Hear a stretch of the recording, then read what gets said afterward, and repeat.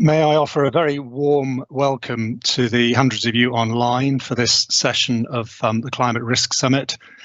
This session is Cities Infrastructure Resilience, Global Adaptation Management Best Practice and Lessons Learned. My name is Andy Kerr. I'm going to be the host for this session.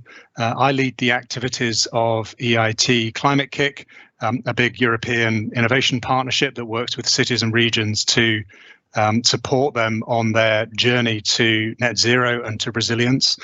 And I'm certainly looking forward to this session. We've got some very informed, interesting speakers, some real expert speakers.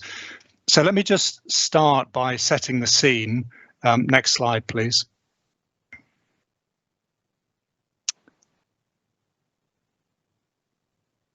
So what we've got is, I'll just do a quick introduction, and then we've got the 4 case studies from Glasgow, from Quito, from Hanoi and Salvador. And then I'll moderate a discussion with the panel before opening it up for some of the questions from the floor. And we'll close at 2:30 UK time. Next slide, please. Just in terms of the broader context within which we're speaking today, cities are increasingly important. We know that, and we know over the next, say, 30 years that more than 2/3 of the world population are projected to live in urban areas. We also know that adaptation management strategies are needed at a city level. Whilst there's a lot of work on the mitigation side at sectoral or at national levels, adaptation is inherently local. And so it's very much looking at how we can anticipate the adverse effects of climate change and prevent and minimize damage. And the third thing to say is that climate hazards will impact on critical infrastructure, and they impact on the services, the well-being, the prosperity of communities they serve. And that's really what we're going to be talking about today. Next slide, please. So the session today focuses on global cities' climate hazards and the impact on key sectoral infrastructure.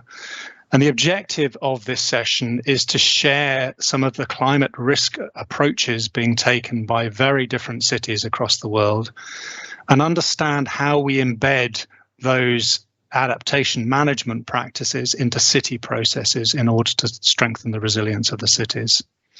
And the 4 global city case studies will be exploring the adaptation management approaches, the identification of climate hazards and the risks and impacts on key infrastructure, the interventions the cities have taken on these issues to address and reduce the likelihood or frequency of these risks, and then the recommendations that have come out of that. Next slide, please. So just in terms of the final thing I'll just say is, why are we doing that? Why are we doing this? Why are we focusing on this issue? I think we're all aware that climate risk impacts have potentially serious consequences for human health, for livelihood and assets, but particularly for the urban poor, for informal settlements, for other vulnerable groups. We also know that climate change will increase the frequency at which natural hazards will impact on cities. And we also know that adaptation management needs to be embedded within the wider city processes and systems. So I think the key point that we're trying to make here in this session is that adaptation is not a one-off, a thing that you can either sit in a silo with the environment team of a city, and nor is it something that actually has a very clear end point. It is actually about an ongoing cycle of preparation, revision, review, response, and so on, as different emerging risks take place. So it's about embedding this whole process into the wider city governance and city systems. And that's what I'm looking forward to hear from the 4 speakers in this coming session. So without further ado, let me start with Katherine from Glasgow to talk a little bit about Glasgow. Katherine. Thanks very much, Andy, and greetings from Glasgow, everybody, and it's great to be here. So I'm here to speak a little bit about the work that we've been doing as part of Climate Ready Clyde, which is the leading adaptation initiative to build climate resilience across Glasgow city region. We've got 15 member organisations and we're supported by the Scottish Government. We're a cross-sectoral partnership taking a long-term approach to adaptation with collaboration working at our heart. And Glasgow City region represents about a third of Scotland's economic activity and about a third of Scotland's population, and represents a diverse mix of urban and rural areas.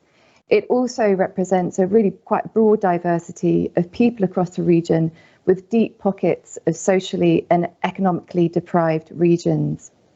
If we could go to the next slide, please. So observations show that Glasgow city region's temperatures and rainfall are increasing. Over the last few decades, Scotland has experienced a warming trend with shifting rain patterns. Average temperature is increasing, with Scotland's 10 warmest years on record have all occurred since 1997. Rainfall is also increasing. There's been an increase in rainfall over Scotland in the past decades, with an increasing proportion of rainfall coming from heavy rainfall downpours, heavy rainfall events. Weather extremes are also increasing, and in all scenarios for the region, the frequency and intensity of extreme temperature and rainfall events is really likely to increase. And we're also looking and bracing ourselves for rising sea level. So Climate Ready Clyde in 2018, we developed a climate risk and opportunity assessment for the region. And in that process, we identified 67 risks and opportunities being those co-benefits that we can explore and thrive upon. We also identified 10 areas where we see more action is needed to address these risks in the coming 10 years, and 4 priority areas across infrastructure, society and health, natural environment, and the economy, business and industry. Next slide, please. And it was the risk and opportunity assessment that helped to inform our work last year to develop Glasgow City Region's first climate adaptation strategy and action plan. And I'm delighted that Andy is chairing today's session, because it was our work with EIT Climate-KIC last year that really helped to inform the vision and the transformational nature of that strategy. It's very high ambition, a best in class in Europe, and certainly worthy of a city region hosting COP26 in a few weeks' time. It seeks to systematically transform the region's economy, society and natural environment to one which flourishes in our future climate within a decade.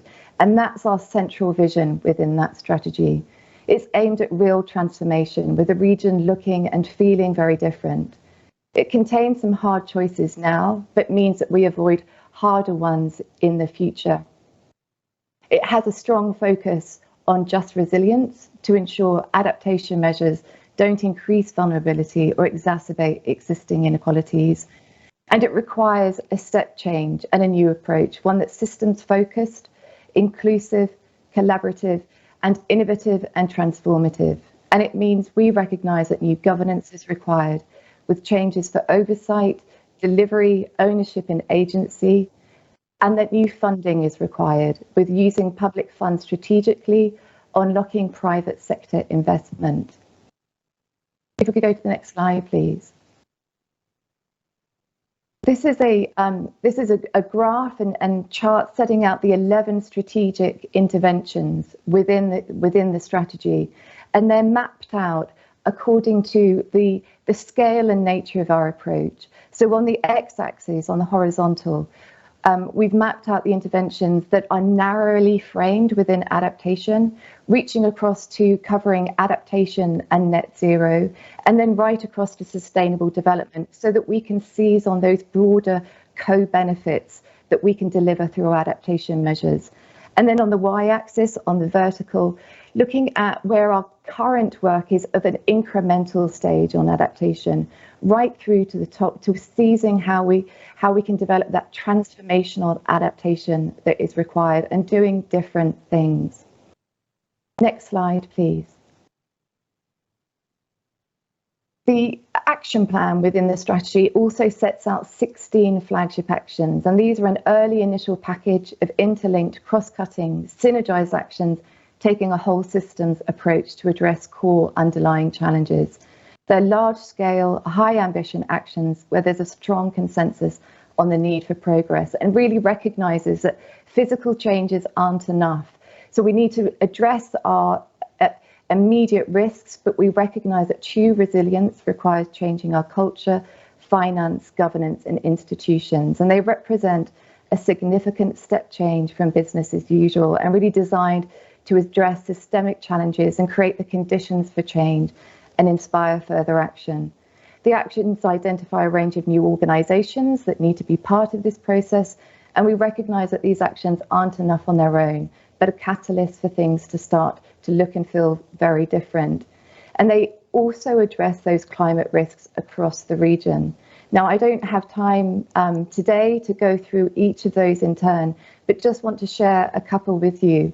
So the next slide, please.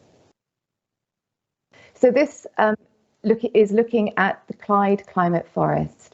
And this is really building on the momentum for sort of tree planting, but also broader green infrastructure solutions across Glasgow City region.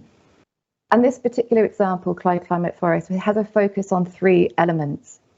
One, on canopy cover, with opportunities to increase canopy cover through new tree planting. For connectivity, where new woodland will make connections that provide a potential migration route for woodland species. And the third element is on carbon, where woodland creation can create and deliver good carbon sequestration opportunities.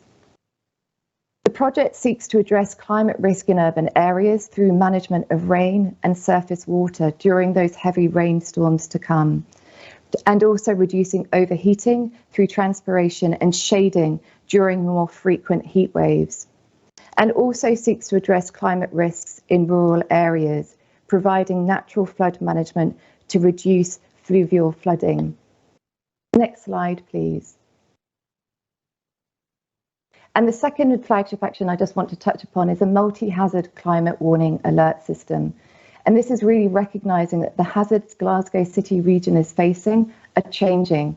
So we want to build upon in the longer term be integrated with some of the existing tools and processes, such as the Scottish Environmental Protection Agency's existing flood alert processes, which provides early warning for river and coastal flooding, and also the pilot of surface water alerting, which was conducted as part of the Commonwealth Games in 2014. We recognise that alerts for surface water will need to be added, as well as other hazards, notably heat waves, wildfires and landslides, as such events become more frequent and severe. And these warning systems will enable more widespread awareness and advanced warning of potential impacts, while also reducing weather-related losses, as well as impacts on people's lives, and helps to improve understanding of those potential hazards, enabling people and organisations to become climate ready and able to better plan for and respond to climate impacts as and when they happen. And this has potential not just for the city region, but also nationwide. Next slide, please. And my last slide really just touches again on the action plan itself, and just to highlight these 3 stretch targets, which by 2025 will have increased the resilience of over 140,000 of the region's most vulnerable people to the impact of climate change. And the target supports the most vulnerable is aligned to the UN's Race to Resilience campaign, the international campaign of which Climate Ready Clyde is a member, and which will build the resilience of 4 billion of the world's most vulnerable to the impacts of climate change. The second of those stretch targets is to close the region's adaptation finance gap. And the third is really to involve 125 new organisations, community groups and businesses supporting the city region to adapt, really just touching upon the nature of building that collaboration and engagement of actors across the region. I will leave it there in terms of those opening remarks and really look forward to the broader discussion. Thanks very much for your attention, and I'll hand back to Andy.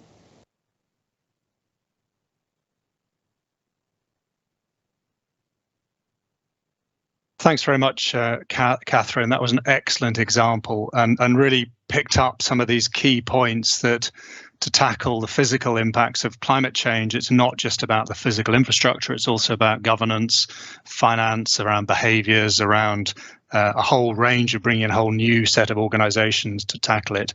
So I'm keen to pick some of those points up later in the session, and I would encourage people who have questions to fire them into the chat box, and we'll pick some of those up and we can pick up some of that discussion later. But for now, let's move on to another really interesting case study, that of Quito. So let me pass over to Cristina. Hello, thank you very much, Andy. Good afternoon, everyone. So I'm gonna quickly try to explain everything that we were working on adaptation in Quito, especially in the last few years. So next slide, please. I would like to start with a quick overview on the city. Of course, Quito is the capital of Ecuador and is located in the middle of the world. This means that due to the geographic and climatic conditions of the city, we have a total of 17 different ecosystems. And also what's really interesting is that from the total area that is about 279,000 hectares or 4,000 square kilometers, 89% of this can be classified as rural. And only 11% of this corresponds to the urban area itself. So many of the actions that we do have to take this into account. Also, from this 89%, 66% can be classified as natural ecosystems that need to be conserved and connected. These ecosystems, next slide, please. These ecosystems and areas for agricultural productivity are in constant threat by the continuous growth of the city. Besides extensive planning and regulation, as we can see in these maps, the city has been growing continuously in the last 300 years. In the green area here, you can see how was the city in the 1700s before we became independent, but you can see how in the last few decades the city has been growing to the valleys and up in the highlands. This grows in a very not regular or organized way. This growth affects several ecosystem services, and one of these I'll be mentioning throughout this presentation, such as ravines, which are our most valued green infrastructure because it's very highly valuable for the population, and it's very vulnerable to population growth and other stresses such as climate change. Next slide, please. So last year, the city of Quito was developing the Climate Action Plan, which includes many strategies and goals in terms of mitigation and adaptation. And throughout the development of the Climate Action Plan, we also developed a climate risk assessment, which evaluated the most relevant climate hazards based on historical and future projections. The scale of the information is still rather high, and that's one of the main challenges that we have as a city, but it still gives a good baseline for decision making and to create at least to give information to decision makers of what to do and what to expect in the future. Here you can see a scenario related to temperature increase and heat waves. It is expected that in the next few years, in this scenario RCP 4.5, there's an increase of about 0.8 to 1 degrees. And it's also worth mentioning that other studies have found that already in the last 100 years, the temperature in the city has increased in about 1.2 degrees. On the other map, we can see in terms of heat waves that the risk is very high, as it is expected that the number of warm days is increased from 25 warm days during a year that has been occurring in the historical period to have a year or 1 year that will have temperatures above the the levels that we have at the moment. We're mentioning that we're not talking about temperatures like other places such as Spain that go beyond 40 degrees Celsius, but in the case of Quito, when we go beyond temperatures of about 25 degrees, it's already very warm for us, as we are a city in a high altitude, and one of the main dangers there is the UV light as well. And heat waves are one of the most dangerous extreme phenomena, since they are, as you know, they have the capacity to cause significant stress on infrastructure, especially the ones that is dependent on water resources. It will also affect ecosystems as it increases the risk of forest fires, and it generates significant impacts on society, such as increasing morbidity and mortality. Also worth noting that health infrastructure, such as hospitals and other healthcare systems, they are not ready to deal with this situation. The next slide, please. The episode of intense rain also constitute one of the most recurrent threats on the climatic triggers in the city, and is associated to two physical effects, that is mass movement and floods. In the Quito, flooding of avenues and streets generally occurs rapidly, associated with sudden heavy rains in the upper parts of the mountains, and then it goes down the basin, and sometimes also less intense but longer rainfall can also cause the same effects. It is expected, as you can see in the maps here, that in the next few years we will have an increase of rainfall, which mean that we will have higher events of mass movements and flooding. Can you go to the next slide, please?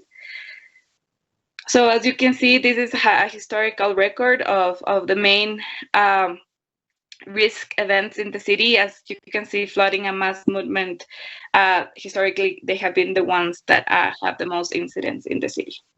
The next slide, please. Here is a map, one of the many maps that we produced, where you can see the different locations in which there's a higher risk of mass movements and flooding events. So as you can see, mass movements, they mainly occur on the slopes of the mountains. And what is worth noting here is that the most vulnerable populations are the ones that live in these areas. So as it was mentioned in the previous presentation, this is a multiple hazard that we have to take into consideration. On the other hand, flooding occurs mainly on the central part of the city. And of course, that has a different impact because it affects other type of infrastructure, such as streets and, for example, how the public transport functions. Next slide, please. So just to quickly move towards the solutions, I wanted to make me focus on something that the city has given priority, and this is the implementation of nature-based solutions and green infrastructure for resilience to climate change. And this has been mainstream in the Climate Action Plan and also in other planning documents that the city is working on. These first two examples are related to the creation of first green corridors in the city. This will be patches of corridors. These corridors will connect patches in the urban area with the surrounding ecosystem. This has several goals. One of them, of course, is being biodiversity conservation, as there's a lot of native plants and birds that go around. But also, it is expected that by implementing these 5 corridors and sub-corridors, we will have a reduction on temperature, and especially in these areas where we have identified a heat urban island effect, and we expect that the temperature will go down about 0.5 degrees. That it doesn't sound that much, but in Quito is quite a lot. Other strategy here is the development of urban standards and regulations for new buildings. This is called an eco-efficiency tool, and it mandates the inclusion of actions in terms of water efficiency, better drainage, collection of rainwater, and other energy solutions that I won't go into detail right now, but of course, if you have questions, I'm happy to answer later. And for this, the different construction companies will receive incentives to increase the amount of floors that they can build. build in these areas. Of course, this also has a focus on areas that are close to the bus rapid transit stops and the future metro stations that are happening in the city. Next slide, please. In relation to the green corridors, also one of the most important projects that we have is ravines revitalization. As I said, is one of the most important ecosystems in the city. Ravines go all over the city, and as you can see in this image, it's quite a complicated subject because they are our natural drainage from all the water that comes up from the mountain, but also unfortunately, there are many populations, especially very vulnerable neighborhoods that have located very near these areas. So it's important to protect them. So we also protect these areas. We have a streams environmental recovery plan that is a comprehensive approach which includes diverse components such as risk management and reduction, hydrology management, and one of the most important things that I want to touch is the involvement of the community. So these projects only happen when the community and the neighborhoods, they are empowered and they are the ones that lead these projects, and of course with all the support of the municipality. Next slide, please. And just to quickly finalize these, I have a couple of other slides, but I think I'm going to answer them on the questions. There's also a big project in terms of urban vegetation and an increase of the canopy as well on the city, in the urban area, but especially also in the rural sector and in the slopes, so we can protect against mass movements. And again, we are really focused on community projects, so urban agriculture and solutions in terms of adaptation and water management together with the community. It's one of the main pilot projects that have been happening. Well, one of them is a project that has a history of already 10 years that is been implemented in the city, and another pilot project in another rural sectors. Next slide, please. So well, I think I'm just gonna talk about that later, so because I run out of time, and I'm happy to respond to other questions later on. Thank you. Thanks very much, Cristina, and an excellent overview of some of the challenges facing Quito, but also some of the approaches and solutions that are being taken. I was particularly taken by the challenges around some of the multiple hazards that you've got, but also thinking about the co-creation with the communities in terms of how you might improve the situation. And you didn't actually mention what a beautiful place it is as well. It's a very beautiful city. So let's move on to the third case study, which is Hanoi. And so, Nam, could you talk to us about Hanoi, please? Thank you. Yeah, thank you for letting me present something about the Hanoi, my city. So happy to hearing some good practice and advice from other city, from Glasgow, from Quito. So I'm happy to present something in Hanoi case, one city in Southeast Asia. Next slide, please. So as you can see, Hanoi is one of 5 biggest cities in Vietnam. We have 5 biggest cities. We are nearby the coastal area or nearby the delta of the river. So Hanoi is one of the city with a lot of effect by climate change impact because we nearby the river and also we nearby the sea. And of course, so the climate impact in Vietnam is frequently every year, every month. So we are quite responding actively about the climate change responding. Yeah, next slide, please. So as you can see quickly, I don't want to go in detail technically because I know the audience from us is not so many scientific researcher only, but also a lot of policymaker and other. So I just mentioned that the climate change have some evidence by not only Hanoi, but in Vietnam that the temperature is increasing by last 50 years, and also the cool days is decrease. The storm and heavy storm, the typhoon increasing by days, and you can see in the graphic, and also the heavy rain is also the one very damage hazards in Vietnam also, and also in Vietnam, in Hanoi. Yeah, next slide, please. Happy that Hanoi is one of the over than 100 cities already joined the C40 network, which I worked there for the last 3 years. So with the support from the international communication and also from the government, we already have a lot of action for responding to climate change. So next slide, please. Yeah, so let me talk a little bit about the Hanoi city. If someone over the world don't know where is Hanoi and how is the city going on. Many people know that Vietnam, we were the Vietnamese war 30 years ago, but now we are the very developing city, and we have more than 8 million population with the areas around 3.3 thousand square kilometer.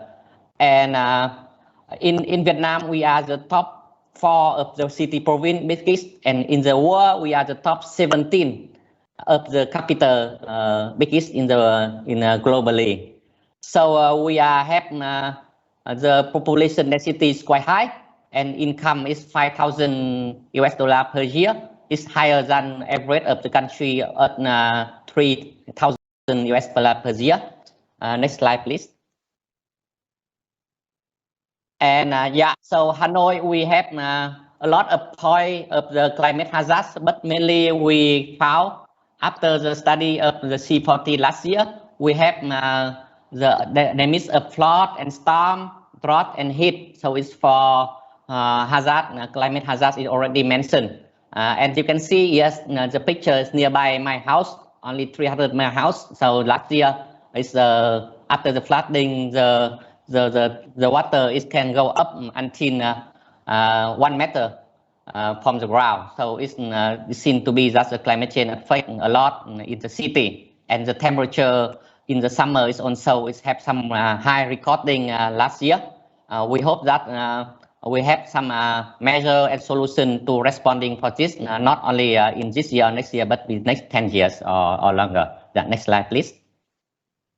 So as you can see, regarding about the infrastructure in Hanoi city, of course, we have a lot of public investment for responding to climate change, not because we are the capital of the country, but also we are the city where the population is very high density, and we are the capital with a lot of government buildings already here. You can see during the first picture, during the COVID situation, is the same street, but it's very green because we have no problem with the traffic jam or like the second pictures. But of course, we know that the COVID situation is not only this year. This seems to be just the high density of population in the city, not in Hanoi, but other cities have the issue when we consider about the infrastructure responding for climate change. Next slide, please. So you can see here is for the last month in Hanoi when the typhoon is coming. And you can see overall in the picture that the responding will be different between the area of Vietnam and also in some district in the city. Some districts, they have the high, the very good infrastructure for responding to climate change, but as a side of the city when the storm coming. So the infrastructure is not enough strong and well defense for the climate change. Some area of Hanoi, then we have some flooding area after the storm coming for 1 week or longer, even longer. So we can see that infrastructure is affect a lot to the city. So next slide, please. So after last year when C40 support Hanoi to developing the climate action plan, we can find that a lot of measures can be planted and will be implemented from the next 3 years or next 5 years, follow the social economic development plan of the city. And we hope that all of the climate action will be included in the social economic development of the city. It's not the action just running only for climate change. So that's why we find out some activity, it should be concerned. But agree with other cities that we have to be not consider only about the infrastructure. We have to consider also about the governance or the other like capacity building for the citizen. And nobody knows that some stadium when with the football match every weekly will be the area for avoid the flooding or storm in the future. So the inclusive action for climate change responding of the city should be considered. I just summarize maybe the same recommendation and good practice from other speaker we have listened that we should be greening the country, not in some area but overall the city. And the second, it should be we have to develop some area for the bicycle area like bicycle sharing or using some information technology from the governance, that we can have some measure like sharing a bicycle. And also we have to think about the flooding warning system that we should be considered not only in the urban area but also from the rural area.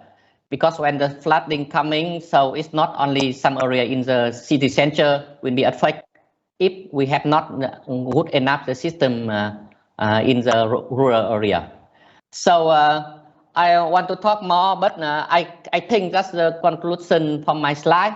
It's not to talk only about the investment from the public investment, but also we have to consider about the private investment from private sector.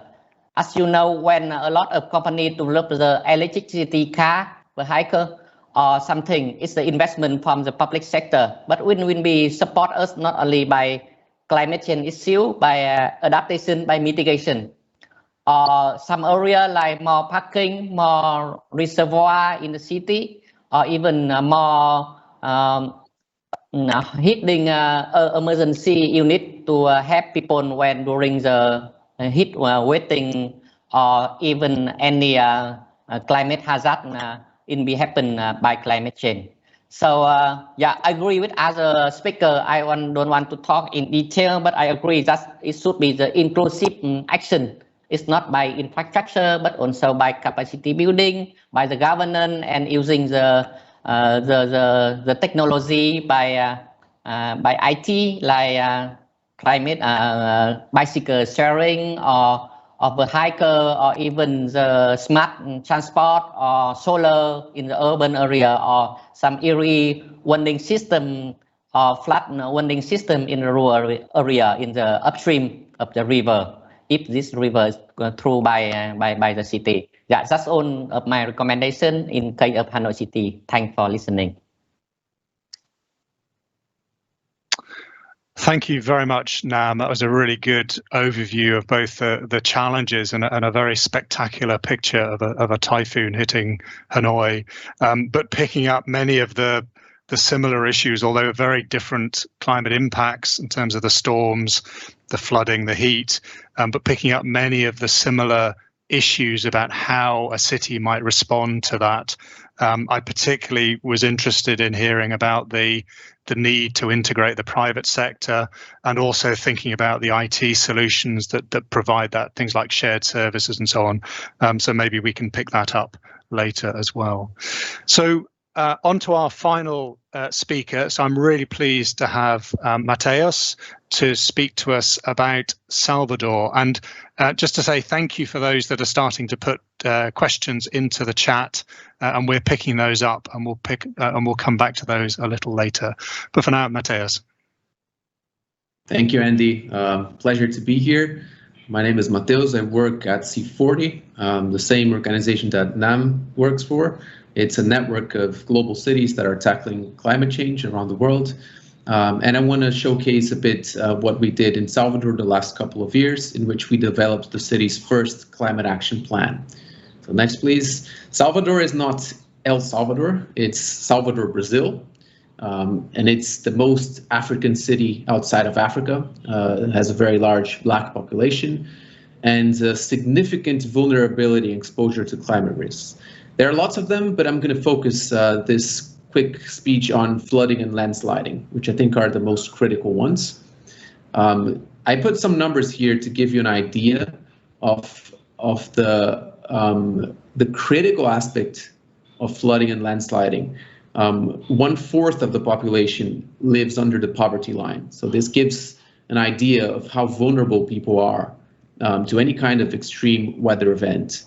1/3 of the population lives in informal housing, which means that this picture shows what informal housing means.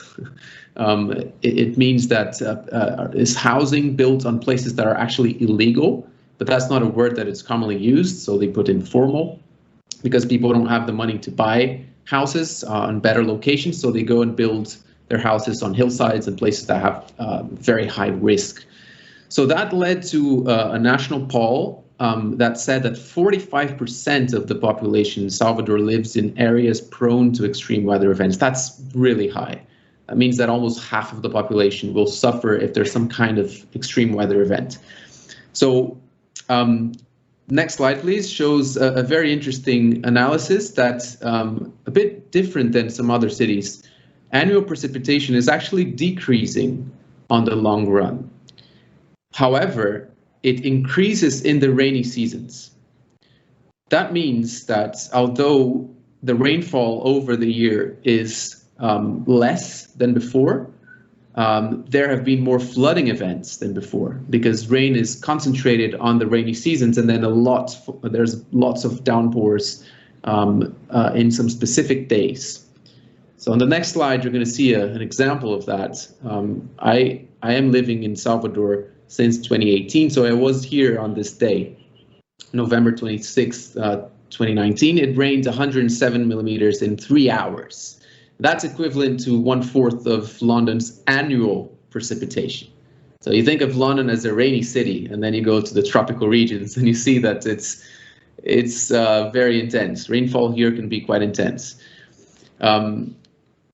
However, the city of Salvador invested quite a lot in a modern and well-equipped civil defense since 2015. 15 people died in a flooding event then. And then the mayor saw this as a priority for the city. So when it rained 2 years ago, all this much, the civil defense had a very strong system of early warning, sending text messages and reaching out to communities, engaging with them.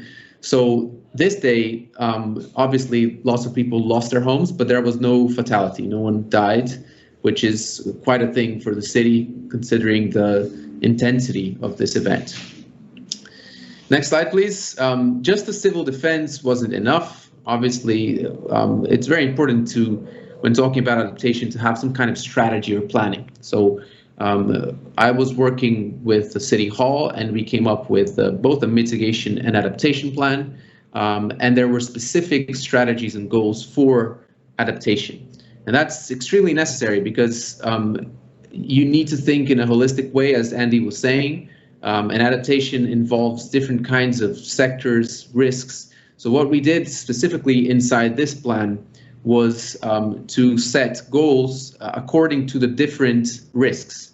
So different goals for landsliding, different goals for sea level rise or heat waves, in a way that you can actually track how the city is working across the different risks and not just with one adaptation strategy. That said, I want to focus on one recommendation on the next slide. There could be so many things to say, but I wanted to focus on this one, which is spatial, social, and racial inequalities must be considered in adaptation planning. These three maps, the first one shows the social vulnerability of Salvador, which is more on the center and north and northwest of the city.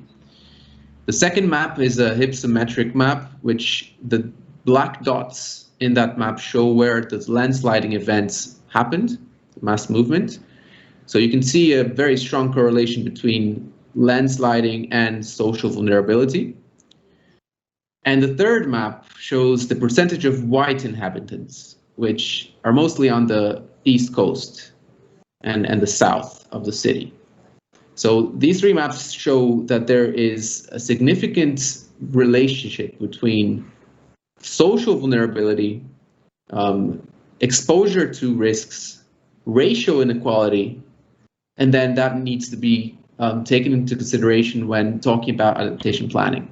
So what we did in regards to this was that a very strong cross-departmental work was required. We couldn't just have the climate department thinking of the risks, where it reaches people, and what should be done. We had to think on how to engage also with the poverty departments, poverty reduction departments, the economic development departments, the gender departments, the race departments in the city of Salvador, because it's evident that these issues are exacerbated with climate risk and with extreme weather events.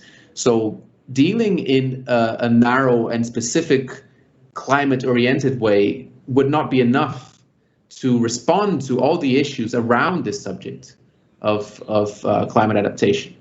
So stakeholder engagement was actually one of the most important things when working with climate adaptation, because when we reached out to, for example, the poverty reduction department, they would say, what do you mean by climate change? That was the level of knowledge they had. So of course, I mean, we have experts in different areas, and sometimes the experts from the poverty reduction team or the social inequality team, they don't know a lot about climate change and about the effects. So this stakeholder engagement between departments was crucial for the city to create a plan that thinks about the impact on the people, on the ground, and not just a plan that has models and that projects what is the impact in 2000 or 2050, that people might look at that and say, okay, but that doesn't affect my daily life. So actually reaching out to the departments that are dealing also with issues that touch on people's daily lives and showing how climate connects to poverty. That's a very strong topic in the global South cities, because we can't just talk about climate here. We need to talk about poverty reduction as well. That's the major agenda of most global South cities going through economic development and having to now restructure after COVID. So that's the way we thought was most important when dealing with climate adaptation. So that's my contribution, and I hope to discuss other topics as well, or go further into this in the discussion. And thanks a lot for the opportunity.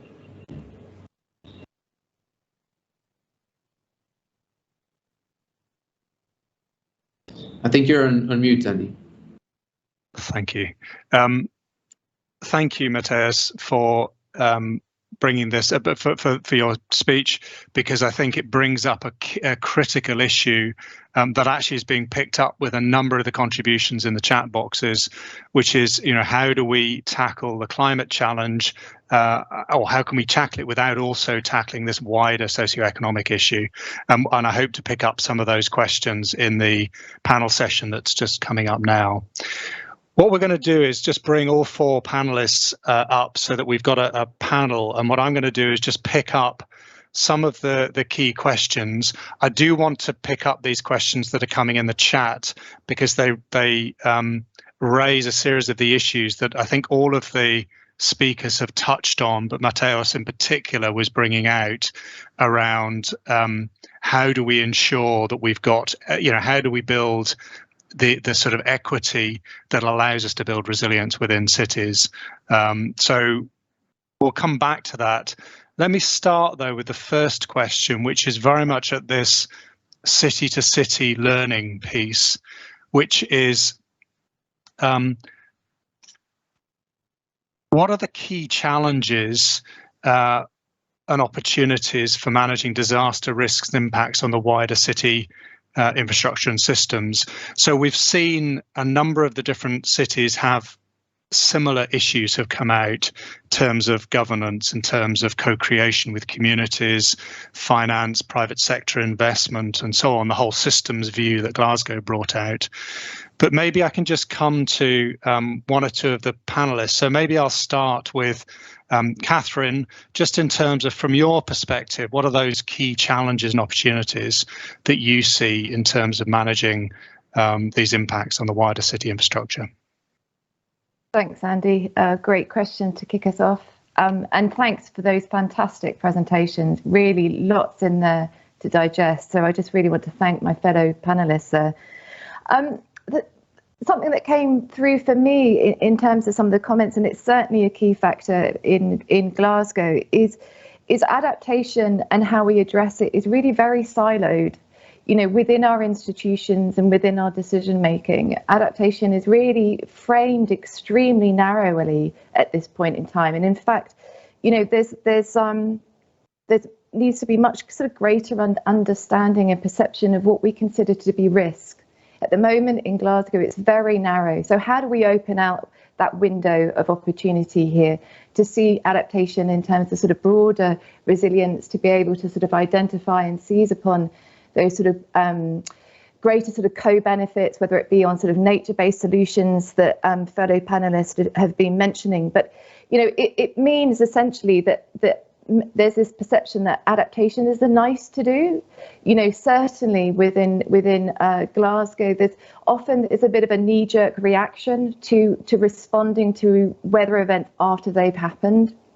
And yes, that's necessary, but it means essentially that those solutions arrive too late. They're often kind of quite narrow and incremental in their scope.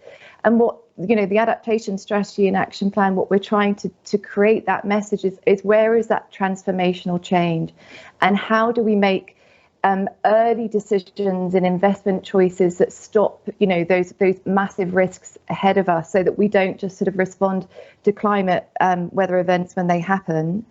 But I guess it's also about our priorities as well. I think is both a challenge but an opportunity too, because, you know, with that sort of incremental or narrow perception of adaptation, we have to prioritize and we have to make decisions now. And often we kind of protect our economic assets. You know, where is the economic vulnerability, as opposed to thinking about the broader social vulnerability too. So, you know, for example, for Glasgow, you know, the River Clyde, there's, you know, huge numbers of developments and big expensive buildings being drawn up across the banks of the River Clyde. They will need to be protected in a few years' time. What does that look like? And the cost of that is enormous. And therefore, that's diverting the sort of the very limited public budget to focusing on protecting those types of economic assets without really looking at the broader picture. I've got lots to say about the sort of social and community engagement, but I'll leave it there for now. Thanks, Andy. Thanks, Katherine. And perhaps I can just come to Nam, because you were nodding through parts of that, and just to get your sense in terms of this issue about these key challenges and opportunities within the city. So thank Andy for the question, and happy to answer some points mentioned here. As you know, here we have some representative from some city in the developed country, but almost all the climate change impact to the city in developing country, especially regarding about the issue of adaptation. For mitigation, a lot of support from globally to us, but for the adaptation, normally the country do it by itself, and even cities, the same situation. And the investment for the adaptation is quite important. And I agree that the priority, like Katherine mentioned, is very important, and the policy decision, it should be the crucial point. Whenever, if not, we action now, we say that we are the developing country, we have no money, we have not yet to investment for climate change adaptation. We need to invest for the socio-economic development. So that's why always the negotiation between the how to harmonize the need of the economic development of developing country and the need for the climate change adaptation for the citizen in the future. So I agree with Katherine and maybe other slide from the presenter before that we should be clear the point that the decision of the policymaker should be right now to act and request or call for the investment from the private sector for adaptation of the city. Thank you. Thank you. Now, maybe I can come then to Cristina just to pick up some of those points, and maybe in particular that, how do we embed it more widely across the city, both within the city authorities, but also with communities? Yeah, I think that's really important because it was said before, adaptation responses have to take into consideration multiple stresses in various scales, with different perceptions also of what is risk and what that involves. So something that is really important and that you also mentioned is in terms of governance. So it's how to bring all these different actors in one city together so they can create the best adaptation responses as possible in a scenario where there is not a lot of money, and there are many other political needs and economical needs that go before that. So here I would like to mention one strategy that we worked on in Quito in the last few years. So it started as a way to create sort of an ownership of the climate action plan, but it ended up being the best strategy to actually now also implement the climate action plan. And this is the creation of a climate change committee. So this climate change committee is run by the mayor of the city, and it includes the main institutions that have a power in the decision making when it comes to adaptation that they usually don't have that in their top priority list, because as you said before, adaptation is in one office and the environmental department of the city. So now with the climate change committee, we brought together the decision makers from the city. So it was the planning department, here in Quito is the Secretary of Territory, which are, they basically say where the city is gonna grow, and they give the building permissions and stuff like that. And also, of course, the Secretary of Environment and the Department of Health. And as not permanent members, we also have the water company, as they are one of the sectors that are mainly impacted by climate change in the city. So this committee, they have regular meetings, and now what they have to do now that the climate change plan is completed is to follow up on the implementation, but also make sure that the climate change adaptation criteria is included in the other plans that the city is working on. So in the master development plan and also in the land use and management plan. And it's not easy, but when you have the main decisions and the heads of the different departments empowered and understand the importance of this, and one of the strategies that we have used is to show them that thinking about adaptation is not thinking about something additional that will require more work, because that's something that always happens, like, oh, you're gonna make us work more when we already have our plan. So it's saying like we are still going to do what you had planned, but it's just a little twitch that will make a huge difference. And in relation to community co-creation, in parallel to this climate change committee, we are also working, this is not still established, but a climate change citizen committee, which it's going to include different sectors of the society, so NGOs, academy, and most importantly, representatives of these neighborhoods that the city has identified to be the most vulnerable to climate change, but also to the other stresses, as Matheus says, that they have to definitely be taken into consideration when planning adaptation responses, that this is social and economic vulnerability. And just to touch on the point of co-creation, I think this has worked really well on for the city, especially in the different pilot projects, and maybe this is in this plan that I mentioned of the ravine revitalization, because this ensures that the projects, they have sustainability in a long run, because it's different if the city has these projects and they go and they revitalize the whole ravine, they introduce the species, they clean the water, but if the community and the neighborhood, they don't feel that this space is theirs, we'll have an issue again and again. The ravine will be blocked, and then we will have other risk in terms of flooding and mass movements that will definitely affect their lifestyle, as they can lose their houses, for instance.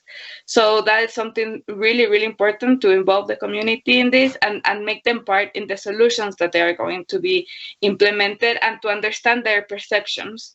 And because one thing is when we come with the information about the risks and heat waves and flooding, but it's very, very important to understand what they feel their risks are, and how these adaptation responses can also help approach the risks and the needs that they have. Thank you, Cristina. So just coming finally to Matheus, I mean, your fifth recommendation, you said cross-departmental work and stakeholder engagement is critical, and you flag the disparity across the city of where people were living and the relative impacts and so on. Can you just pick up some of these issues around for Salvador, what the key issues are going forward? Sure. I'd like to talk about one opportunity, because we can talk about so many challenges and opportunities. I'll just focus on one.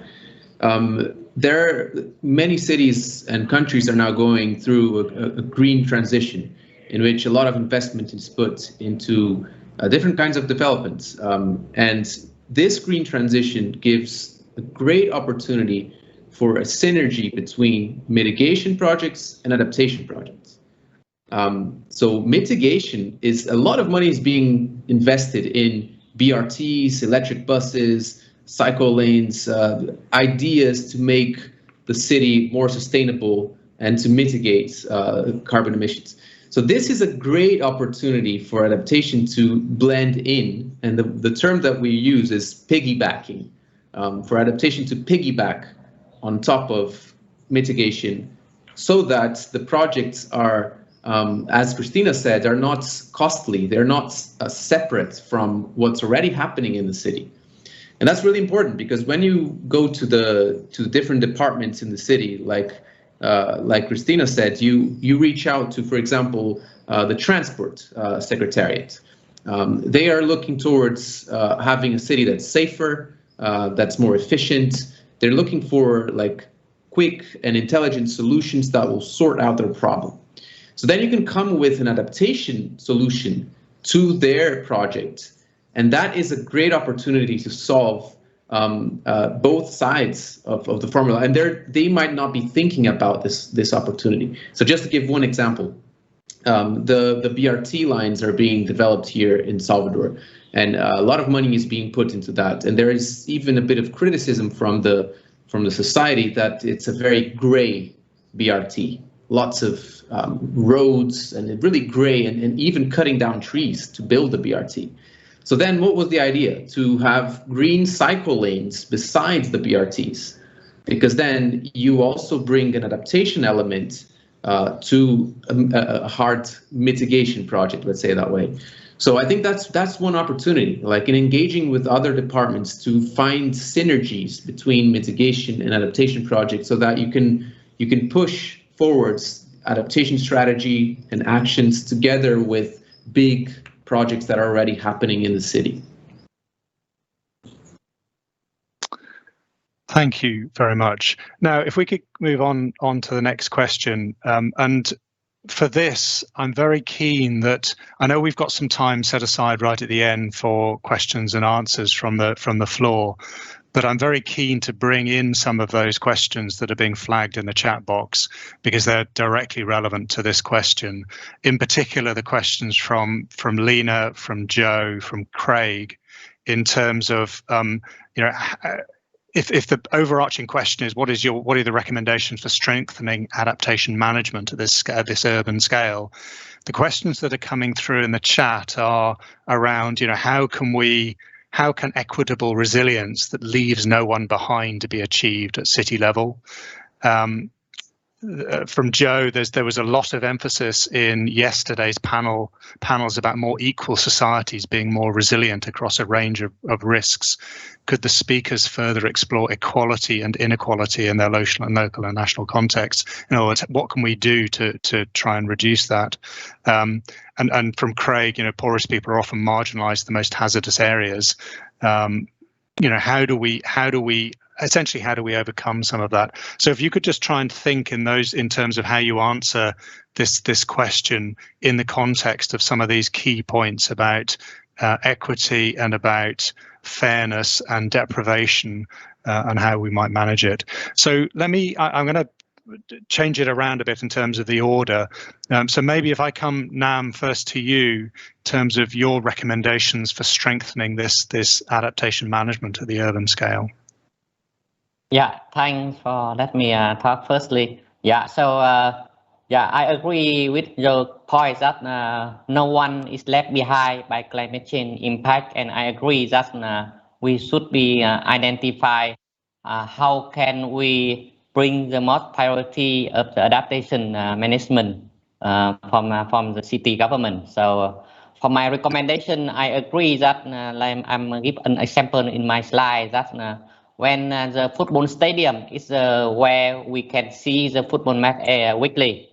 But also it will be the house for the poor person during or after the storm or flooding. So I think the management from the infrastructure investment, it should be considered the core benefit or multi-benefit of the some facility we build now to help everybody can use it, not only for the normal using, but also for some external or additional function during the hazard, climate hazard. And also I agree that the management, it should be done by the government, the city government. Nobody can do, even the billionaire or millionaire, they have money, but they have no stadium for poor person during the storm or hazard. So I agree that the management from the city government is quite important. So during the COVID-19 situation, we found that during the lockdown of the city, a lot of poor person it will be the homeless and they are go around. It's the same situation during the climate hazard event. So whenever they coming, so the most vulnerable people should be most considered, and they should be have some food, some place for avoid the climate impact. So I agree that the government is the key point here to raise the capacity for the adaptation management. Yeah, thank you. Thanks, Nam. And Cristina, just coming to you and thinking about that, particularly about that equity issue and how you were talking about co-creating with communities. What would be your recommendations in that space? I will start that the first step for a co-creation process is also to create an awareness. As I said before, risk and the perception of risk can be very varied. So it's very important to raise an awareness in these communities that have been identified as vulnerable, and to make sure that we are not just imposing adaptation responses in these communities, is to go there and create an awareness. And something that is I would like to share that I've seen that has worked really well here in Quito is that the approach to this can be very varied. So for example, going to a community that when we're going to implement a climate change adaptation in terms of water management, the first approach we had with the city was a picture, a photograph, kind of a program in which we gave cameras to the neighborhood in which they had to go and take pictures on and see what are the risks that they think they have. So that was, can you hear me? Sorry, I think I... Yes. Okay, sorry. So that was really interesting, and that was the first window so we can have a conversation with the community and understand how they see their space as well. So I think that's really important. And then, of course, include them in terms of planning and policy making, in terms of action, implementation, but also that is really, really important is to include these communities in the overall planning of the city, because what happens is that the city creates these beautiful land use plans, but at the end of the day, they never get to, they never happen the way they were envisioned to happen, because of course people keep migrating to the city keeps on growing, and people have to find a place to live.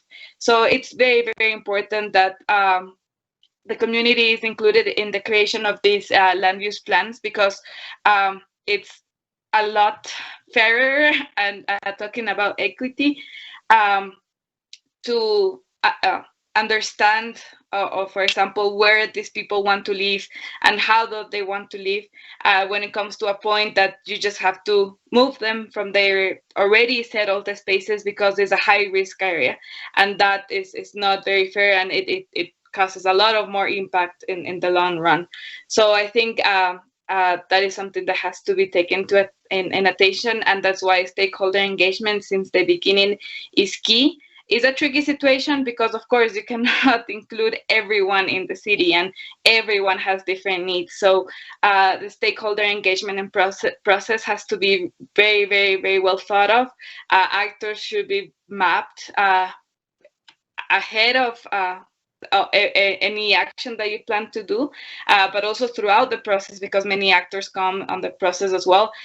You have to make sure also that somebody that will say they represent the neighborhood, they actually do represent that neighborhood. So that's a very, very tricky situation, but that's why it's very important for co-creation processes to start with the stakeholder engagement strategy and plan, so you will make sure to reduce these risks as well.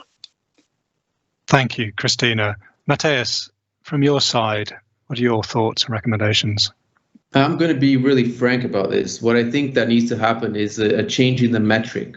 There's a lot of analysis on the economic costs of adaptation, but it's more difficult to have an analysis of the human impact of the risks, especially in places where there's a lot of informality. There are data issues. In many places, you lack the necessary data to understand how the risks affect the population. And then what happens is, you make the analysis based on economic issues, and then you exclude a large portion of the population that is not represented in the formal numbers of polls of the city's data. And then the strategies are allocated to serve those who are already served, and the underserved populations are left out. So I'm really happy to hear the questions that were made, because they're all touching on this point, and I believe that inequality is at the heart of climate change and all the climate risks. And what I would say a recommendation is to focus and improve data management. It might sound like a boring thing to say, but it actually makes a lot of difference if the city has knowledge and of the impact that the risks are causing in the most vulnerable population. And that's something that we don't see very often, especially because people living in informal areas, they might not pay taxes. They might be on illegal places. So they're not measured by the city hall. And sometimes there's this barrier, this limit of how much can the city actually influence and go and change the reality of those people if they're not even inside kind of the official jurisdiction. So that's a tough one. And I think if researchers and if a public policy gives more attention to data management, especially considering informal settlements, that would be a great improvement to strengthen adaptation management. And just a sort of follow-on question from that, though, is, and it's one I'll ask Katherine as well, which is, has there been discussion, say, within Salvador about, beyond GDP metrics, about thinking about the different sorts of metrics that would allow that engagement to take place, where you're not then relying on, I mean, in the UK, we rely on the UK Treasury's very specific project approach, and you've got to put all public money through that approach, and that clearly what that does is privilege certain developments over other developments. And the question then is that actually helping the individuals or the communities? So are those questions being raised at the senior within the city, at the city governance levels? Yes, they are being raised, especially because since so much of the population is under a poor condition, it is a big issue for mayors and for politicians to consider the poverty aspect. So they need to find ways of putting those arguments out there if they want to win elections, if they want to continue with their mandates. So what has been happening is engagement with the communities. And then the information that comes from that is many times not quantitative, it's much more qualitative. And then that makes it more difficult to report back to funders or to apply for World Bank financing, stuff like that. But that is a way to at least touch on the issues that are most important for the communities. So we do have this data gap, especially numbers. There are lack of numbers to understand the situation. And we all, especially funders, all love money and numbers to put their money into projects. So I think that's something that the city has been trying to do, listening to people and getting their input into the projects so that not only the formal data is considered. Thank you. Katherine, I know in Glasgow there's a sort of a bit of a mantra that you can't do climate action to people, you've got to do it with people. But just in terms of thinking about these metrics and thinking beyond standard economic pricing of assets and so on, are you seeing some of these conversations happening within Glasgow? Thanks, Andy. Yeah, we are. I can honestly say that I think that the narrative here is changing within Glasgow.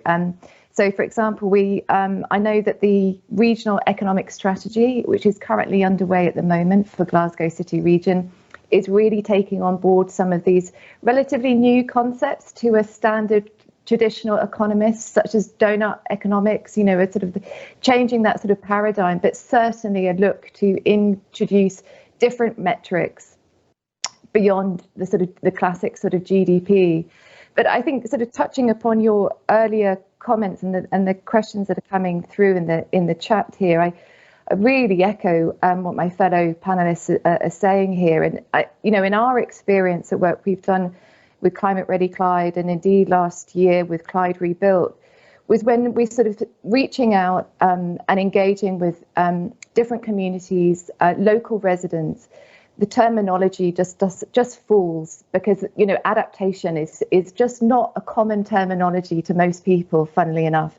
But when we start asking them questions about what's happening in your neighborhood, what's happening in your locality, where are there sort of changes going on, where are your immediate needs and where are your challenges, then we begin to unpack and unpick and begin to explore what we mean by climate resilience and equally what is needed for their own local neighbourhoods. And we saw this classically with with the COVID lockdown as well. It became very apparent of where people's needs and challenges are. I mentioned that Glasgow City Region, there's deep pockets of deprived communities, and they often a classic issue is there is increasing across Glasgow City Region privately rented accommodation. Now, privately rented accommodation means that they are not able to change their own homes. They're often living in very poor conditions and poor quality housing,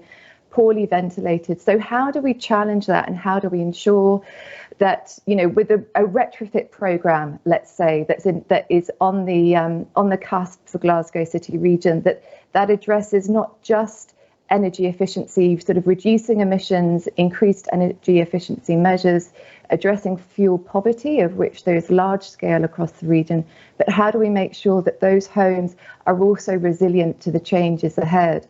But there's often, and there's a deep trend for as I mentioned, sort of deep tree planting and nature-based solutions. But how do we avoid a more common and increasing issue of green gentrification, so that, you know, the idea of tree planting isn't always an obvious solution to many. Some local residents are often kind of quite fearful of new trees or woodland being planted in their neighbourhoods. So how do we ensure that that's good quality and safe green space? And I think this comes down to the nature of the localised agenda to adaptation and resilience. And it's only by working with communities and understanding their needs and challenges that we can help to identify what those solutions look like that are meaningful for people, for local residents and communities. And if those solutions are co-designed and co-created with communities, there's a stronger sense of ownership, of engagement and connection and buy-in. And it means that those solutions are likely to be far more relevant to really addressing local needs, to really delving in and understanding and identifying the co-benefits around them, but they're more likely to be longer lasting. They're more likely to be more effective because there'll be that sense of stewardship to those solutions, and people want to see them last because they will have buy-in to that process. And that was a sort of a critical kind of learning process for us. Just a final comment, how do we do all of this? I mean, we need to go with the grain of where communities are already working. And I think there's a strong sense of lacking of agency for informal and formal kind of community-led organisations and initiatives across Glasgow that we need to be sort of working with, helping to sort of scale up and build their resourcing and capacity, really. It's a growing trend as well, and certainly we've seen a very successful process in Glasgow for a citizens' assembly. And this is really sort of cropping up across the UK, and it can be done well, it can be done badly, but that's the opportunity to allow that sort of voice for local residents to be heard and to ensure that they are front and centre of the sort of decision making around them. I think I'll leave it there. Thank you. Yeah, I'm going to come in there just because I'm very conscious that I just want, if you could move on to one last slide. In terms of, for the next sort of 3 or 4 minutes, I'm very keen. So you can move the slide on that. So thank you. I'm just very keen to get to sort of, we've been looking in detail at the cities and some of the thinking that's going on. I'd like us all just to step back and basically say, look, we're hearing some fantastic lessons from 4 very different cities, all really interesting cities in their own right, about how they're tackling it. But there are literally hundreds, thousands of cities across the world who are needing to go through some of these similar issues. How do we share these lessons and approaches with other cities? What are the best models for doing that? And if I could get everyone just to give one quick answer, sort of 30 seconds, what would be your suggestion to try and improve this sharing of information? And I'll go in so I'll start with Cristina.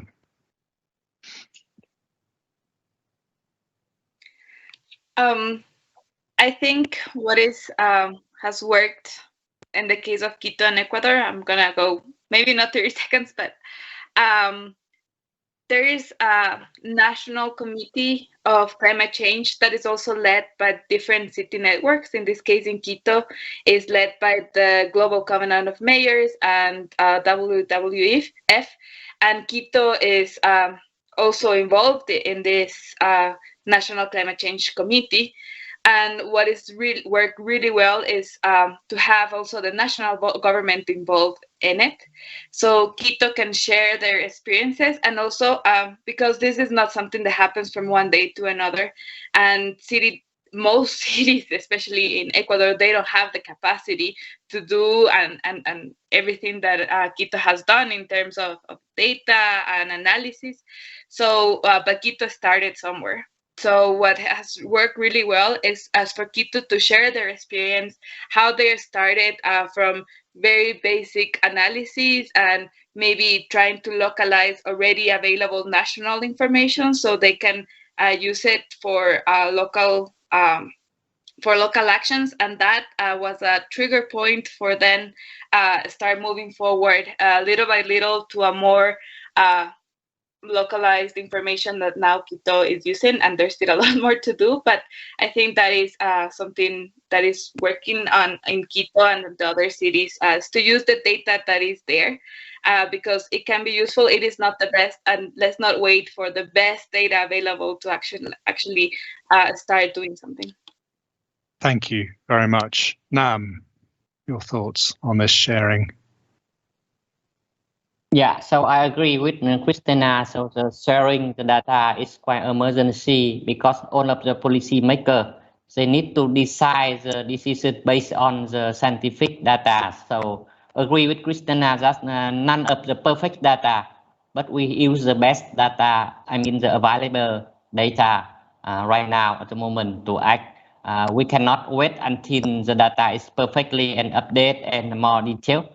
A lot of modeling in Vietnam or in Hanoi, we using a lot of assumption or expert adjustment to provide the best information for policymakers to provide the decision.